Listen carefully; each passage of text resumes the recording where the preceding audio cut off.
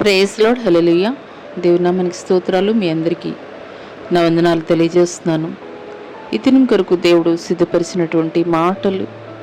ప్రియ సహోదరి సహోదరుడా, నీ జీవితంలో అనేక సార్లు ఎవరెవరో సహాయం చేయడం ద్వారా నా జీవితం బాగుపడుతుంది, ఎవరెవరో సహాయం చేయడం ద్వారా నేను మేలు పొందుకుంటానని ఎదురు చూసి నిరీక్షించి నిరాశ ఎదురైనటువంటి పరిస్థితుల్లో నీవు కృంగిపోయినటువంటి స్థితిలో నీవు ఉంటున్నావా? అయితే ఈ మాటలు దేవుడు నీ కొరకే మాట్లాడుతున్నారు.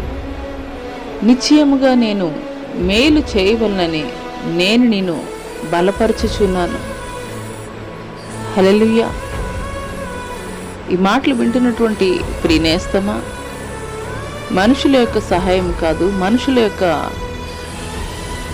సపోర్టు కాదు, కానీ దేవుడు నీ పక్షముగా ఉన్నప్పుడు, దేవుడు నీకు సహాయకుడిగా ఉన్నప్పుడు, దేవుడు నిన్ను బలపరుస్తున్నప్పుడు ఏ ఒక్క మనుషుల యొక్క సహాయము కూడా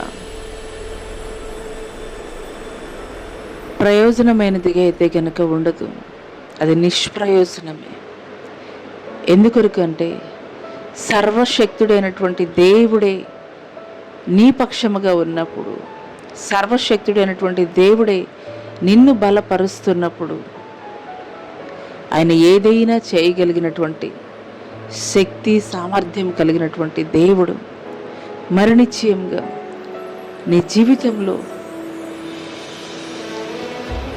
ప్రతి విషయంలో కూడాను ఆయన నీకు సహాయకుడిగా, ఆయన నిన్ను బలపరుస్తూ నీకు మేలు చేసేటువంటి దేవుడిగా ఉన్నాడు.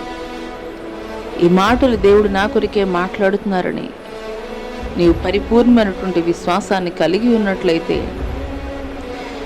మనుషుల సహాయం కొరకు, మనుషుల యొక్క